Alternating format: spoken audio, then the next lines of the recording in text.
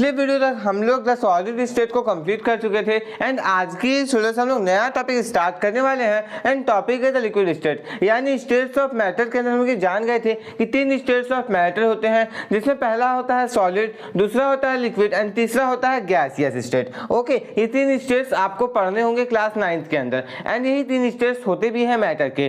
तो पिछले वीडियो तक हम लोग सॉलिड स्टेट को पूरा कंप्लीट कर चुके थे, हम लोग ने प्रॉपर्टीज ये सब सारी चीजें देख ली थी। आज हम लोग यहाँ पे लिक्विड स्टेट से शुरू करने वाले हैं, तो चलिए शुरू करते हैं। शुरुआत में एक एक्टिविटी दिया गया है, okay, activity 1.10। Okay, collect the following: water, cooking oil, milk, juice, एक कोल्ड ड्रिंक। आपको क्या करना है, नीचे जो भी चीजें दी गई है, वाटर हो गया, कुकिंग ऑयल हो गया, उसके साथ साथ मिल्क हो गया और जूस हो गया। ओके, ये सारी चीजों को आप लोगों को कलेक्ट कर लेना, इकट्ठा कर लेना है।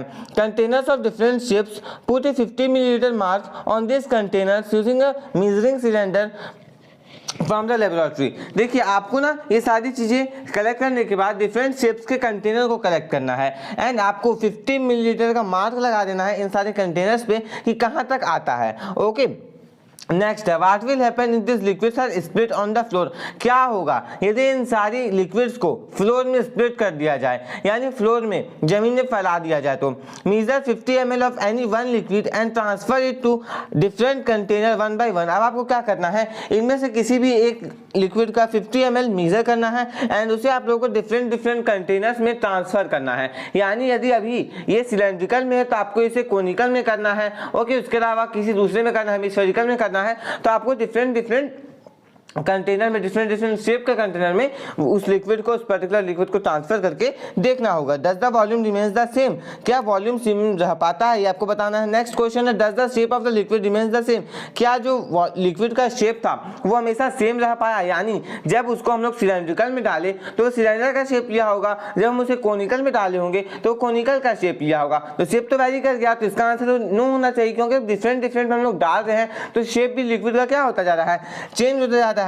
ओके, अब आगे देखिए दिया गया है when you pour the liquid from one container into another does it flow easily. जब हम लोग लिक्विड को एक कंटेनर से दूसरे कंटेनर में फ्लो करते हैं, उसमें डालते हैं, तो क्या जो लिक्विड है वो इजीली फ्लो कर पाता है या फिर उसे फ्लो करने में दिक्कत होती है? ये सारे क्वेश्चंस आपको यहाँ पे पूछे गए हैं। ओके, अब देखिए यहाँ पे जो 3-4 क्वेश्चंस दिए गए हैं, जैसे वॉल्यूम सेम रहेगा या फिर नहीं रहेगा, क्या वॉल्यूम अलग हो जाएगा, शेप सेम रहेगा या फिर अलग हो जाएगा, ओके, वो इजीली फ्लो कर पाएगा या फिर नहीं कर पाएगा, तो ये सारे क्वेश्चंस का आंसर मैं आपको बता देता हूँ। देखिए, यदि हम लोग बात करते हैं 50 ml की, तो 50 ml क्या है, वॉल्यूम काम किया। ओके, 50 ml जो है हम लोग उसे किसी भी कंटेनर में डालेंगे, उस लिक्विड को, उस पर्टिकुलर लिक्विड को हम लोग 50 ml लिक्विड को किसी भी कंटेनर में डालेंगे, तो ऐसा थोड़ी दूसरे कंटेनर में जाने के बाद 55 ml हो जाएगा या फिर 45 ml हो जाएगा।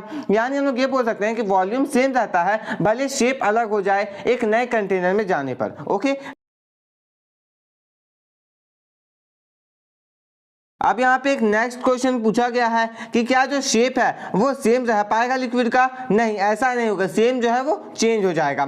जब कोनिकल में डालेंगे तो कोनिकल एंड जब सिलेंड्रिकल में डालेंगे तो वो सिलेंडर का शेप ले लेगा। उसके बाद नेक्स्ट क्वेश्चन है डज इट फ्लो इजिली? क्या लिक्विड जो है एक कंटेनर से दूसरे कंटेनर में जाने पर इजिली फ्लो कर पाता है? तो इसका भी आंसर होगा यस, क्योंकि जो लिक्विड है वो इजिली फ्लो कर पाता है, वहीं पे सॉलिड जो है वो इजिली फ्लो नहीं कर पाता है। ओके, अब यहाँ पे आप लोगों को कुछ ऑब्जर्वेशंस दिए गए हैं, कुछ प्रॉपर्टीज दिए गए हैं, चलिए लोग इसे पढ़ते हैं। We observe that liquids have no fixed shape but have a fixed volume. कहा जाता है कि हम लोग ये देखेंगे, ऑब्जर्व करेंगे कि लिक्विड का कोई फिक्स शेप नहीं होता, यानी उसे जिसमें डाल दिया जाए वो उसका शेप ले लेते हैं, उनका कोई फिक्स शेप नहीं होता है बट उनका फिक्स्ड वॉल्यूम होता है। ऐसा नहीं है कि 50 ml को डालने पर वो 55 ml हो जाएगा दूसरे कंटेनर में, ऐसा बिल्कुल भी नहीं होता है। They take up the shape of container in which they are kept, यानी वो उस कंटेनर का शेप ले लेते हैं, उसके आकार में आ जाते हैं जिसमें वो रखे हुए होते हैं। Liquids flow and change shape so they are not rigid but can be called fluid. देखिए, लिक्विड जो है वो फ्लो हो सकते हैं और अपने शेप को हमेशा चेंज कर सकते हैं, इसके चलते उन्हें कभी भी रिजिड नहीं कहा जाता है,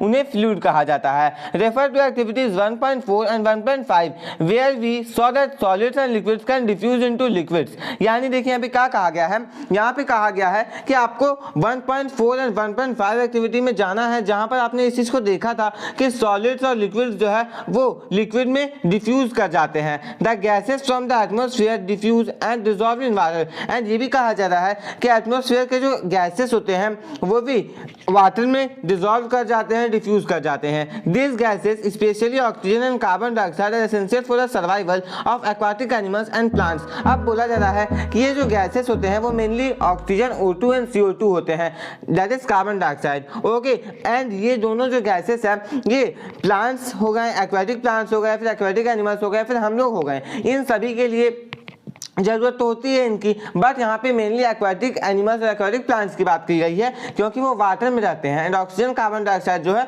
वो इजिली डिफ्यूज भी होता है एंड वहाँ पर से हम लोग ये भी देखते हैं कि डिसॉल्व भी हो जाता है। ओके, हम लोग क्या जानते हैं कि जो वाटर का मॉलिक्यूल है H2O वो हाइड्रोजन एंड ऑक्सीजन से बना हुआ है, यानी वहाँ पर ऑक्सीजन कुछ मात्रा में डिसॉल्व तो है ही। ओके, इसका मतलब जो ऑक्सीजन होता है वो इजिली एक गैस है एंड वो इजिली क्या करता है, लिक्विड में डिसॉल्व भी हो जाता है। ओके, नेक्स्ट है all living creatures need to breathe for survival. सभी लिविंग क्रिएचर्स को सांस लेने की आवश्यकता होती है यदि वो जीना चाहता है तो। The aquatic animals can breathe under water due to the presence of dissolve oxygen in water. अब देखिए जो एक्वेटिक एनिमल्स होते हैं वो वहाँ पे इसलिए जिंदा रह पाते हैं क्योंकि वो ऑक्सीजन लेते रहते हैं पानी से, इस बात का आप लोग बिल्कुल ध्यान दीजिएगा। एंड जो ऑक्सीजन है ना वो वाटर में डिसॉल्व रहता है।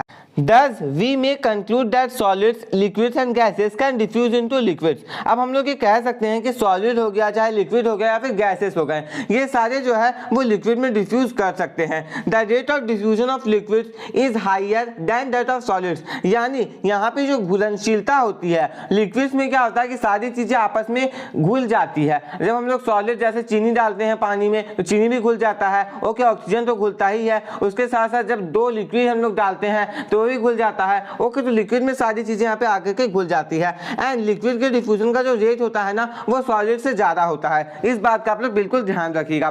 This is due to the fact that in liquid state particles move freely and have greater space between each other as compare to particles in solid state. अब इसका क्या मतलब हुआ, इसका मतलब ये हुआ कि ऐसा इसलिए होता है कि लिक्विड स्टेट में जो पार्टिकल्स होते हैं वो घुल जाते हैं, ज्यादा जल्दी घुल जाते हैं, डिफ्यूजन का जो रेट होता है वो हायर होता है। ऐसा इसलिए होता है ना स्टूडेंट्स क्योंकि बात ऐसी है कि जो लिक्विड स्टेट है ना उसमें एयर स्पेसेस ज्यादा होता है, या फिर हम बोल सकते हैं स्पेसेस ज्यादा होता है, जगह ज्यादा होती है, जिसके चलते वो फ्रीली मूव कर पाते हैं एंड दूसरे पार्टिकल्स भी उसके अंदर आ पाते हैं, सम्मिलित हो पाते हैं उसके साथ। ओके, तो यहाँ पर हमारा सॉलिड स्टेट भी कंप्लीट हो गया, लिक्विड स्टेट भी कंप्लीट हो गया। मैंने आपको पिछले वाले वीडियो में भी बताई थी स्टूडेंट्स कि आप लोगों को यहाँ से डायरेक्ट क्वेश्चन आ सकते हैं। क्वेश्चन कैसे आते हैं, क्वेश्चन आते हैं right the properties of liquid state, differentiate between solid state, liquid state, differentiate between liquid state, gases state. तो इस प्रकार के क्वेश्चंस के लिए आपको बिल्कुल रेडी रहना होगा। यदि आपके पास समझा हुआ रहेगा ना कि हाँ मैं इस चीज को समझ चुका हूं, तो आप लोग इजीली किसी भी चीज को लिख पाएंगे। तो समझने पे ज्यादा फोकस कीजिए, रटने पर नहीं।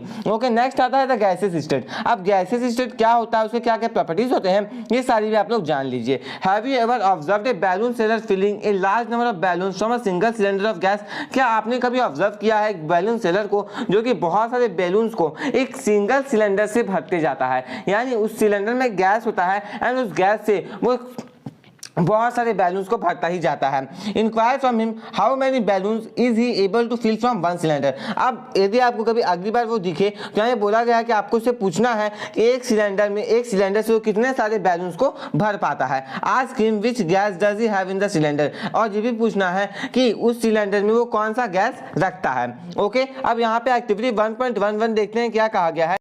Take 300 ml syringes and close their nozzles by rubber cock as shown in figure 1.4। देखिए आपको 100 ml का 3 syringe लेना है एंड उसके नोजल्स को आप लोगों को रबर कॉक की मदद से बंद कर देना, जैसा कि फिगर 1.4 में भी दिखाया गया है। आपको पिस्टन्स को रिमूव कर देना है सभी syringes से एंड एक syringe को आपको अनटच्ड छोड़ देना है। ओके, एंड दूसरे वाले में आप लोगों को क्या करना है, वाटर को भर देना है एंड थर्ड वाले में आपको क्या करना है, चौक के पीसेस को भर देना है। Insert the piston back into syringes. अब आपको पिस्टन्स को वापस लगा देना है सिरिंजेस में। You may apply some vaseline on the pistons before inserting them into syringes for their smooth movement. यदि आप पिस्टन्स का स्मूथ मूवमेंट चाहते हैं तो आपको उसमें कुछ वैसलीन लगा देना होगा पिस्टन्स पर सिरिंज में डालने से पहले। Now try to compress the content by pushing the piston into syringe. अब आपको क्या करना है, जो भी कंटेंट है उसे कंप्रेस करने की, दबाने की कोशिश करनी है पिस्टन को पुश करते हुए, ओके, हर एक सिरिंज में। What do you observe in which case the piston was easily pushed in. अब आपको बताना है कि आपने क्या ऑब्जर्व किया,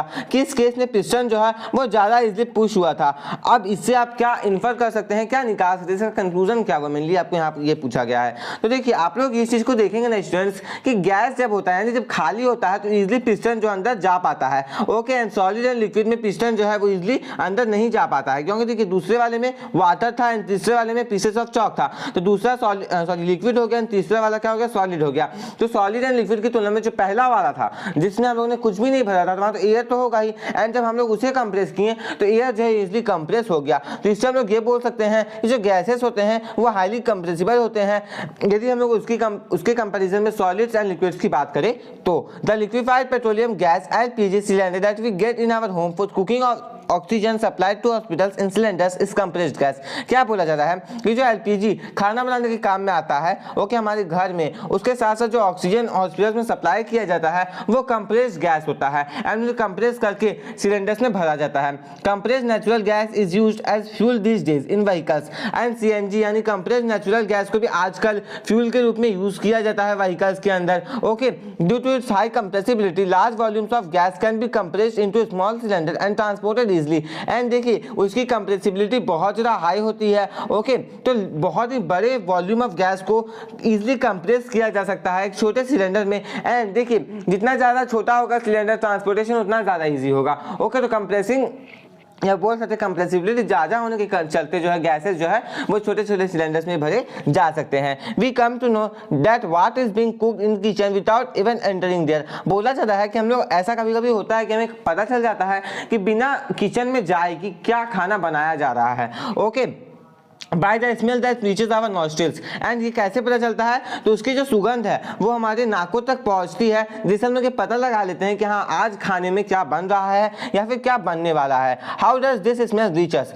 अब ये स्मेल जो है वो किस प्रकार से हमारे तक पहुंचता है, एंड ये बहुत ज़्यादा पॉपुलर क्वेश्चन है आपके स्कूल लेवल में, ओके। ये क्वेश्चन बहुत अक्सर पूछा जाता है, इस क्वेश्चन को आप लोग अच्छे से कर लीजिएगा एंड इसे पहले समझ लीजिए। रीजन देखिए इसका क्या होगा, particles of aroma of food mixed with particle of air spread from the kitchen reaches and even farther away.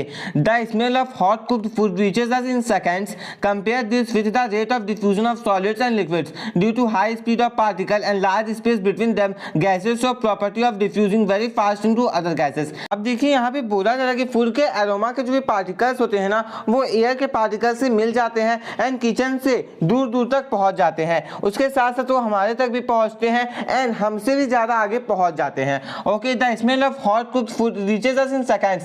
And एकदम गरम गरम फूड की जो स्मेल होता है ना वो हमारे तक सेकंड्स यानी पल भर में पहुंच जाता है। उसके साथ साथ आपको क्या करना है कि सॉलिड्स एंड लिक्विड्स के डिफ्यूजन के रेट से भी इसे कंपेयर करना है। Due to high speed of particle and large space between them gases show property of diffusing very fast into other gases.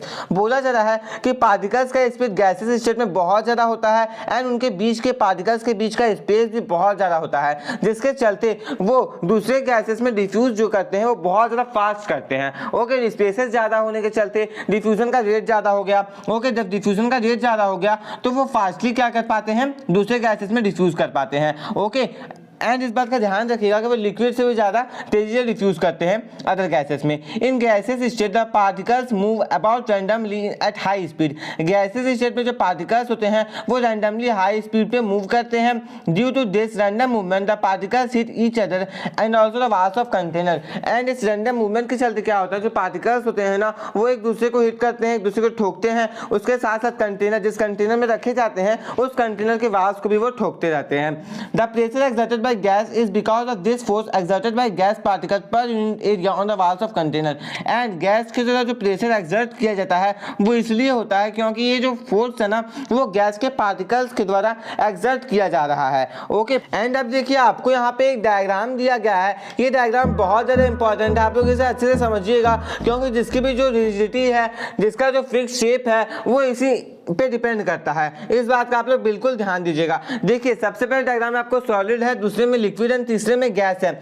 यहाँ पर आप लोग इस बात का ध्यान रखिएगा कि जो सॉलिड के पार्टिकल्स होते हैं ना वो नजदीक नजदीक होते हैं, चिपके से होते हैं। ओके, उनके बीच में उतना स्पेस नहीं होता है, जिसके चलते वो उतने कॉम्प्रेसिबल भी नहीं होते हैं। उसके साथ साथ वो अपना शेप भी जल्दी चेंज नहीं कर पाते हैं। ओके, उनका फिक्स शेप होता है एंड फिक्स वॉल्यूम होता है, एंड वो इसी के कारण होता है क्योंकि उनके पार्टिकल्स के बीच में ज्यादा जगह स्पेस नहीं होती है। नेक्स्ट आता है लिक्विड। अब देखिए ये जो लोग लिक्विड की बात करें तो लिक्विड जो है वो हम लोग बोल सकते हैं कि कुछ हद तक डिसॉल्व हो सकते हैं, उनके बीच में स्पेसेस होते हैं। ओके, सॉलिड्स भी लिक्विड में डिसॉल्व हो जाते हैं क्योंकि लिक्विड्स के पास स्पेसेस होते हैं, जगह होते हैं उनके पार्टिकल्स के बीच में। अब आप देख रहे होंगे कि यहाँ पर आपको लिक्विड है, सॉलिड है, तो सॉलिड में उतना जगह नहीं था सॉलिड के पार्टिकल्स के बीच में, बट लिक्विड के पार्टिकल्स में आप देख सकते हैं कितना ज़्यादा जगह यहाँ पे दिख रहा है एज कम्पेयर टू सॉलिड। यदि हम लोग गैसियस स्टेट्स की बात करें तो गैसियस में देखिए कितना ज़्यादा जगह है, जिसके चलते वो ज़्यादा कॉम्प्रेसिबल होते हैं। सॉलिड और लिक्विड की तुलना में गैसेस जो होते हैं वो बहुत ज़्यादा कॉम्प्रेसिबल होते हैं।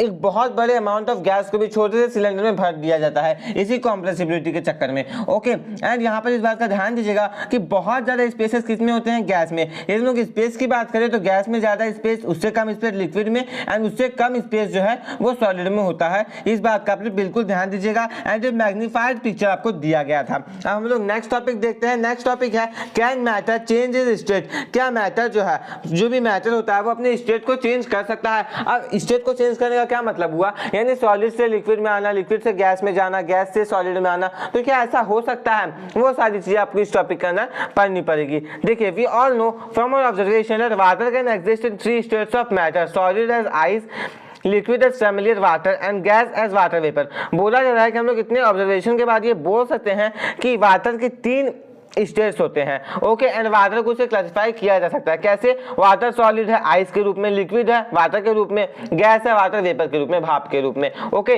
तो वाटर जो है वो तीनों स्टेट्स को शो करता है। ये तो अब तक आप लोग समझ ही गए होंगे। What happens inside the matter during this change of state, and क्या होता है मैटर के अंदर जब उसे उसके स्टेट को चेंज किया जाता है, ये इंपॉर्टेंट है। क्या होता है मैटर के पार्टिकल्स को स्टेट चेंज होने के दौरान। ओके, एंड किस प्रकार से चेंज जो है ये हो पाता है। इन सारे क्वेश्चंस का आंसर आप लोगों के लिए बहुत ज़्यादा ज़रूरी है। ओके, एंड इसे कैसे एक्सप्लेन किया गया है, इसे टॉपिक वाइज एक्सप्लेन किया गया है, जिसमें पहला टॉपिक आता है effect of change of temperature. क्या इफेक्ट पड़ता है पार्टिकल्स पर जब टेम्परेचर को चेंज किया जाता है। अब यहाँ पे एक्टिविटी देखिए 1.12 में कहा गया है, take about 150 gram of ice in a beaker and suspend a laboratory thermometer so that its bird is in contact with the ice. बोला जा रहा है कि आपको क्या करना है, आपको 150 ग्राम आइस यानी बर्फ लेना है एक बीकर में, एंड उसमें आप लोगों को ओके एक लेबोरेटरी थर्मामीटर डाल देना है इस प्रकार से कि उसका जो बल्ब है ना वो आइस से कांटेक्ट में हो। ओके, ये इंपॉर्टेंट है।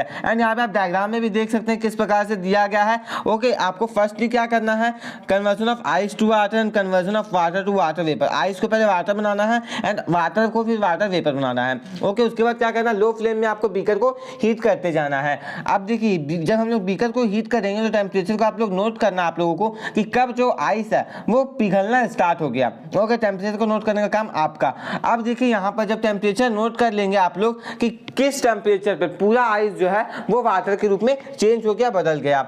Okay, next now put a glass rod in beaker and heat while stirring till the water starts boiling. अब आपको क्या करना है, ग्लास रॉड डाल देना है बीकर में एंड आपको तब तक हीट करना है। ओके, स्टिर करते हुए आपको तब तक हीट करना है जब तक वाटर जो है वो खौलना ना स्टार्ट हो जाए। पर एकदम नजर बनाए रखना होगा एंड तब तक नजर रखना होगा जब तक वाटर जो है पूरी तरह से वेपराइज ना हो जाए। उसके बाद आपको अपने ऑब्जर्वेशंस को रिकॉर्ड कर लेना है कि वाटर लिक्विड स्टेट में कब हुआ एंड गैसेस स्टेट में कब हुआ लिक्विड स्टेट से। ओके, अब देखिए on increasing the temperature of solids the kinetic energy of particle increases. क्या बोला जाता है कि जब हम लोग टेम्परेचर बढ़ाते हैं सॉलिड्स का तो काइनेटिक एनर्जी जो होता है पार्टिकल्स के अंदर वो इंक्रीज करता है। एंड काइनेटिक एनर्जी जैसे जैसे बढ़ते जाता है पार्टिकल्स जो होते हैं वो ज्यादा स्पीड के साथ वाइब्रेट करने लगते हैं। The energy supplied by heat overcomes the force of attraction between the particles. And इसके चलते क्या होता है, जो भी एनर्जी उन्हें मिलता है हीट के चलते, ओके हीट से जो भी एनर्जी उन्हें मिलता है उससे क्या होता है कि फोर्स ऑफ अट्रैक्शन जो पार्टिकल्स के बीच में होता है वो ओवरकम हो जाता है, हट जाता है। एंड जो पार्टिकल्स होते हैं वो अपने फिक्स पोजीशन को छोड़ देते हैं, जिस भी फिक्स पोजीशन में फंसे हुए होते हैं उसे छोड़ देते हैं एंड वो फ्रीली मूव करने लग जाते हैं। A stage is reached when the solid melts and is converted to a liquid. And एक ऐसा स्टेज आता है जब सॉलिड जो है वो पूरी तरह से मेल्ट कर जाता है, पिघल जाता है एंड वो लिक्विड के रूप में कन्वर्ट हो जाता है। एक ऐसा टेम्परेचर जिसमें सॉलिड जो है वो लिक्विड बन जाता है, एटमॉस्फेरिक प्रेशर के अंदर उसे मेल्टिंग पॉइंट कहा जाता है। एंड सॉलिड का जो मेल्टिंग पॉइंट होता है ना वो उसके पार्टिकल्स के बीच के फोर्स ऑफ अट्रैक्शन के बीच का इंडिकेशन होता है, ओके, कितना ज्यादा स्ट्रेंथ होता है उनके पार्टिकल्स के फोर्स ऑफ अट्रैक्शन का। आगे है the melting point of ice is 273.16 kelvin. The process of melting that is change of solid state into liquid state is known as fusion. बोला जाता है कि जो मेल्टिंग पॉइंट होता है ना आइस का वो होता है 273.16 केल्विन। एंड जो प्रोसेस होता है मेल्टिंग का यानी सॉलिड स्टेट से लिक्विड स्टेट में चेंज होने का ये पूरा प्रोसेस होता है उसे फ्यूजन कहा जाता है। अब देखिए आप लोग सेल्सियस हमेशा सुनते होंगे, बट यहाँ पे एक नया टेम्परेचर वाला आ गया है that is kelvin. And kelvin जो होता है ना वो SI यूनिट होता है टेम्परेचर का, इस बात का ध्यान रखिएगा। 0 डिग्री सेल्सियस का मतलब होता है 273.16 केल्विन। एंड हम लोग कन्वीनियंस के लिए 0 डिग्री सेल्सियस को सिंपली 273 केल्विन भी कहते हैं जब हम लोग डेसिमल को राउंड ऑफ कर देते हैं। अब देखिए यहाँ पर सेल्सियस स्केल आपको दिया गया है एंड उससे यदि आप केल्विन स्केल में लाना चाहते हैं तो आपको क्या करना होगा, गिवन टेम्परेचर से 273 जो है वो सब्ट्रैक्ट करना पड़ेगा। एंड एक ऐसा टेम्परेचर जिसमें आपको सेल्सियस को केल्विन बनाना है तो सेल्सियस में आप लोगों को 273 ऐड करना पड़ेगा। मान लीजिए आपको 10 डिग्री सेल्सियस दिया गया है तो इसे हम लोग केल्विन बनाएंगे तो इसका हो जाएगा 283 केल्विन, क्योंकि हम लोग इसमें क्या ऐड करेंगे 273 ऐड करेंगे, 273 प्लस 10 283, ओके 283 केल्विन। इस बात का बिल्कुल ध्यान दीजिएगा। एंड यदि आपको यहाँ पर 373 केल्विन दे दिया जाए तो इसे यदि हम लोग सेल्सियस में चेंज करेंगे तो इसका आंसर क्या होगा ये आप लोग नीचे जल्दी से जल्दी कमेंट करके बताएंगे, ओके। अब आगे बढ़ते हैं। अब यहाँ पे आपको ब्लैक कलर से बिल्कुल एक क्वेश्चन दिया गया डार्क करते हुए, व्हेन ए सॉलिड मेल्ट, यानी जब एक सॉलिड मेल्ट करता है तो उसका टेम्परेचर हमेशा सेम रहता है तो हीट एनर्जी किधर चला जाता है। You must have observe during the experiment of melting that the temperature of system does not change after melting point is reached. बोला जा रहा है कि आपने इस चीज को ऑब्जर्व किया होगा एक्सपेरिमेंट के दौरान, मेल्टिंग के दौरान, कि जो टेम्परेचर होता है सिस्टम का वो बिल्कुल भी चेंज नहीं होता है, यानी मेल्टिंग पॉइंट पहुंचने पर भी जो टेम्परेचर होता है वो चेंज नहीं होता है। ये उस समय भी होता है जब हम लोग कंटिन्यू हीट प्रोवाइड करते रहते हैं एंड जो हीट होता है ना वो स्टेट को चेंज करने में यूज कर लिया जाता है। आप समझिएगा स्टेट को चेंज करने का क्या मतलब हुआ। स्टेट को चेंज करने का मतलब हुआ कि फोर्स ऑफ अट्रैक्शन को ओवरकम करना, यानी जब सॉलिड से लिक्विड में चेंज हुआ तो फोर्स ऑफ अट्रैक्शन क्या होगा, हाई होगा, तो उसको लो करने में उस एनर्जी को यूज किया जाता है पार्टिकल्स के द्वारा। As this heat energy is absorbed by ice without showing any rise in temperature it is considered that it gets hidden into content of beaker and is known as latent heat. अब यहाँ पे क्या कहा गया है, यहाँ पे कहा गया है कि जो हीट एनर्जी है ना वो आइस के द्वारा ऑब्जर्व कर लिया गया एंड यहाँ पे टेम्परेचर में कोई भी राइज हमें देखने को नहीं मिलता है, जिसके चलते हम लोग ये बोल सकते हैं कि जो हिडन एनर्जी का काम किया, ओके। एंड ये हिडन कहाँ हुआ तो बीकर के कंटेंट में ये हिडन हो गया, छिप गया। एंड इसको हम लोग पूरी तरह से बोल सकते हैं कि लैटेंट हीट है। जो लैटेंट हीट का ये डेफिनेशन आएगा तो उम्मीद करता हूँ कि आप सभी लोग इसे अच्छे से लिख पाएंगे। The word latent means hidden. अब यहाँ पे लैटेंट का जो मतलब होता है वो होता है हिडन, यानी छिपा हुआ। The amount of heat energy that is required to change 1 kg of solid into liquid at atmospheric pressure at its melting point is known as latent heat of fusion। अब यहाँ पे जो डेफिनेशंस आ रहे हैं ना वो बहुत ज़्यादा इंपॉर्टेंट है। ये सब डेफिनेशन आपको डायरेक्ट पूछे जाएंगे, इन सारे डेफिनेशंस को समझते जाइएगा एंड अपने बुक में मार्क कीजिएगा, लिखिएगा इंपॉर्टेंट, ओके। देखिए यहाँ पे पूरा गया है कि जो अमाउंट ऑफ हीट एनर्जी की रिक्वायरमेंट होती है 1 kg आइस को 1 kg सॉलिड को लिक्विड में चेंज करने के लिए एटमॉस्फेरिक प्रेशर के अंदर, ओके, यानी उसके मेल्टिंग पॉइंट तक पहुंचाने के लिए उसे कहा जाता है latent heat of fusion, okay. Liquid solid से लिक्विड में चेंज होने को क्या बोलते थे हम लोग, बोलते थे फ्यूजन बोलते थे, ओके। एंड यहाँ पर लैटेंट हीट ऑफ फ्यूजन जब आप लोग समझ गए होंगे, फ्यूजन वहां से आया, लैटेंट हीट यहाँ से आया, बस यहाँ पे बीच में ऑफ लगाया गया है।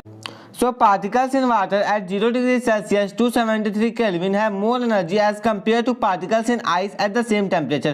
बोला जा रहा है कि वाटर के जो पार्टिकल्स होते हैं 0 डिग्री सेल्सियस में उनके पास ज़्यादा एनर्जी होती है यदि हम लोग उनका कंपैरिजन आइस के पार्टिकल्स के साथ करें सेम टेम्परेचर में तो okay when we supply heat energy to water particles start moving even faster. बोला जाता है हम लोग हीट एनर्जी को फास्ट करते हैं, हीट एनर्जी फास्टली वाटर को सप्लाई करते हैं, जो पार्टिकल्स होते हैं वो और भी ज़्यादा फास्टली मूव करने लगते हैं. At a certain temperature a point is reached when the particles have enough energy to break free from the force of attraction of each other. and एक certain temperature में एक ऐसा point आ जाता है जहाँ पर जो particles होते हैं उनके पास इतनी एनर्जी आ जाती है कि वो अपने बीच के force of attraction को तोड़ पाते हैं. Okay break free from the force of attraction of each other, एक दूसरे के फोर्स ऑफ अट्रैक्शन को वो तोड़ पाते हैं. At this temperature the liquid start changing into gas. And इसी टेम्परेचर में जो लिक्विड होता है ना वो अब गैस के रूप में चेंज होना स्टार्ट हो जाता है. The temperature at which liquid start boiling at atmospheric pressure is known as boiling point. And एक ऐसा टेम्परेचर जिसमें लिक्विड जो है वो बॉयल होना खोलना स्टार्ट हो जाता है एटमॉस्फेरिक प्रेशर के अंदर, तो उस पॉइंट को हम लोग बोलते हैं boiling point. Boiling is a bulk phenomenal. Particles from bulk of liquid gain enough energy to change into vapour state. Boiling जो है एक बहुत बड़ा फिनोमिनन है. जो पार्टिकल्स होते हैं ना लिक्विड के वो बहुत ज़्यादा एनर्जी प्राप्त करते हैं वेपर स्टेट में चेंज होने के लिए. For water this temperature is 373 kelvin. Water के लिए जो टेम्परेचर है यानी लिक्विड से गैस बनने का ये है 100 डिग्री सेल्सियस 373 केल्विन. एंड ये क्वेश्चन मैंने आपसे पूछा भी था अभी. Can you define the latent heat of vaporisation. क्या आप लैटेंट हीट ऑफ वेपराइजेशन को डिफाइन कर सकते हैं. ओके जिस प्रकार से हम लोगों ने लैटेंट हीट ऑफ फ्यूजन को भी डिफाइन किया था उसी प्रकार से हम लोग लैटेंट हीट ऑफ वेपराइजेशन को भी डिफाइन कर सकते हैं. अब देखिए यहाँ पे आगे कहा गया पार्टिकल्स इन स्टीम यानी स्टीम में जो पार्टिकल्स होते हैं that is water vapour. Water vapour जो होता है वो 373 केल्विन पर उसके पास ज्यादा एनर्जी होती है उसी सेम टेम्परेचर के वाटर की तुलना में. This is because particles in steam have absorb extra energy in form of latent heat of vaporisation. ऐसा इसलिए होता है क्योंकि जो स्टीम के पार्टिकल्स होते हैं वो एक्स्ट्रा एनर्जी को एब्जॉर्ब करते हैं लैटेंट हीट ऑफ वेपराइजेशन के फॉर्म में. ओके अब देखिए आपका अब एक फ्लो चार्ट टाइप का दिया गया है जिसमें बोला जाता है कि सॉलिड से लिक्विड बनाने के लिए हीट किया गया, लिक्विड से गैसियस बनाने के लिए लोग हीट करते हैं. अब यदि गैसियस से हम लोगों को लिक्विड बनाना तो क्या करेंगे कूल करेंगे, और जब लिक्विड से सॉलिड बनाना तो क्या करेंगे कूल करेंगे. So we infer that states of matter can be change into another state by changing the temperature. अब हम लोग ये बोल सकते हैं कि मैटर के स्टेट को बिल्कुल चेंज किया जा सकता है उसके टेम्परेचर को चेंज करने के साथ. We have learn that substance around us change state from solid to liquid and from liquid to gas on application of heat. अब हम लोग ये बोल भी सकते हैं कि जो सब्सटेंसेस हमारे आसपास में प्रेजेंट होते हैं वो सॉलिड से लिक्विड बन सकते हैं, लिक्विड से गैस बन सकते हैं हीट के अंदर जब हम लोग उसमें हीट अप्लाई करेंगे तब. लेकिन कुछ ऐसे भी सब्सटेंस होते हैं जो डायरेक्टली सॉलिड स्टेट से गैसेस स्टेट में चेंज हो जाते हैं. ओके एंड उन्हें लिक्विड स्टेट में चेंज होने की कोई भी आवश्यकता नहीं होती है यानी सॉलिड से डायरेक्टली वो गैस बन जाते हैं. अब उसके लिए एक एक्टिविटी दिया गया है. एक्टिविटी क्या है टेक सम कैम्फर और ammonium chloride crush it and put into China dish. बोला जा रहा है कि आपको कुछ कपूर लेना है जिसकी जगह में आप लोग अमोनियम क्लोराइड भी ले सकते हैं. उसे आप लोगों को क्रश कर देना है एंड उसमें आप लोगों को उसे आप लोगों को चाइना डिश में डाल देना है. Put an inverted funnel over the China dish. अब उसके ऊपर आप लोगों को चाइना डिश के ऊपर एक इन्वर्टेड फनल कुप्पी जिसे कहा जाता है वो रख देना है एंड आप लोगों को कॉटन प्लग रख देना है फनल के स्टेम के ऊपर. Okay now heat slowly and observe. अब आपको क्या करना है उसे हीट करना है एंड आपको नोट करना है कि आपको क्या देखने को मिला. अब यहाँ पे सब्लिमेशन का डेफिनेशन आता है. सब्लिमेशन क्या होता है जब कोई भी चीज डायरेक्टली सॉलिड से गैसियस फॉर्म में बदल जाए यानी सॉलिड से डायरेक्टली कोई भी चीज जब गैस बन जाए ओके भाप बन करके उड़ जाए या फिर गैस से सॉलिड बन जाए. ना गैसियस स्टेट से उसे लिक्विड बनना पड़ा ना सॉलिड स्टेट से गैसियस होने के लिए उसे लिक्विड बनना पड़ा. लिक्विड वाला जो पार्ट है वो यहाँ पे देखने को नहीं मिला तो इस पूरे प्रोसेस को हम लोग सब्लिमेशन कहते हैं. एंड स्टूडेंट्स आगे जो टॉपिक बचा हुआ है okay effect of change of pressure of evaporation इसे हम लोग नेक्स्ट वाले पार्ट में देखेंगे. नेक्स्ट वाले पार्ट का लिंक आपको डिस्क्रिप्शन पे दे दिया जाए तो आप लोग आगे के पार्ट्स को भी जरूर से जरूर देख लीजिएगा क्योंकि इवेपोरेशन से भी डायरेक्ट क्वेश्चंस आपको पूछे जाएंगे. उम्मीद करता हूं कि आपको ये वीडियो अच्छा लगा होगा. यदि आपको ये वीडियो अच्छा लगा तो इस वीडियो को लाइक कर दीजिए एंड यदि आप इस चैनल पे नए हैं तो चैनल को सब्सक्राइब करके बेल आइकन को प्रेस करके और प्रेस कर लीजिए क्योंकि मैं आपके लिए ऐसा एजुकेशनल कंटेंट लाता रहता हूं. स्टूडेंट्स आप लोग इस वीडियो को अपने फ्रेंड्स के साथ अपने क्लासमेट्स के साथ अधिक से अधिक शेयर कीजिएगा एंड आप लोग नीचे कमेंट बॉक्स में कमेंट करके जरूर बताइएगा कि आपको ये वीडियो कैसा लगा. मिलते हैं नेक्स्ट वीडियो में आगे के टॉपिक्स के साथ. नीचे डिस्क्रिप्शन में आपको